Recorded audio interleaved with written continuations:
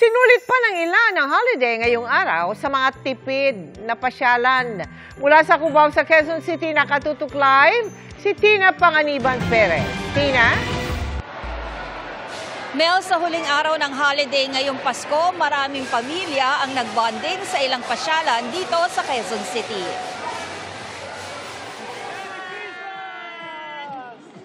Kahit pasulpot-sulpot ang ambon, dito sa Quezon Memorial Circle, pinili ng ilang pamilyang mamasyal kanina. Inabangan ng mga bata ang amusement rides na nagbukas pasado alas 10 kaninang umaga. May mga taga Maynila na nakagawian ng dito mamasyal kapag Kapaskuhan. Gusto ko po kasing ma-experience yung mga rides dito, and gusto kong makasama yung kapatid ko yung mag-rides kasi first time ko magra-rides dito. Masaya sila kasama.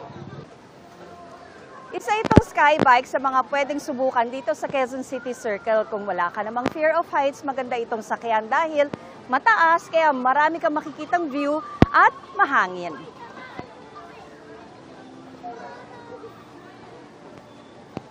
Lahat po ng ating mga sakay may mga buckle po yan, may mga safety po. At after po na makababa sila sa sinakyan nila, check po. Then tsaka po ulit po tayo nagpapasakay. 50 pesos ang entrance sa amusement park. Libre ang mga PWD at senior citizen. Bukas ito 10 a.m. hanggang 10 p.m. hanggang unang linggo ng January 2024. Kung ayaw namang mag-rides, pwedeng magbisikleta o mag-badminton. Kasi maganda po yung dito, yung place po.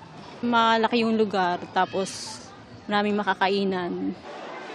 Ultimate throwback naman para sa mga laking 70s at 80s ang nagbabalik amusement center sa Cubao sa Quezon City.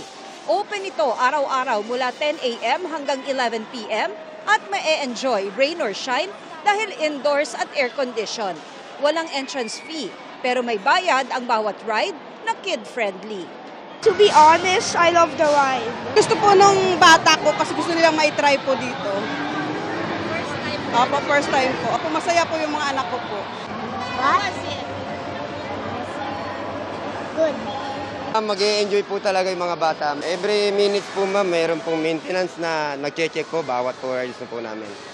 Meron ding mapaglilibangan ang mga adult dahil meron ditong billiards area, bowling alleys at videoke.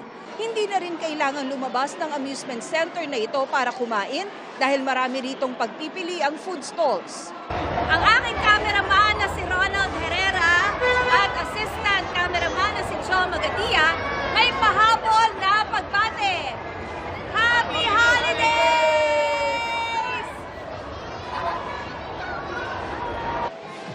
Saan man ninyo piliing mag-bonding, siguradong masaya basta sama-sama ang pamilya. Mel? Merry Christmas din sa inyong lahat dyan. Maraming salamat sa iyo, Tina Panganiban Perez.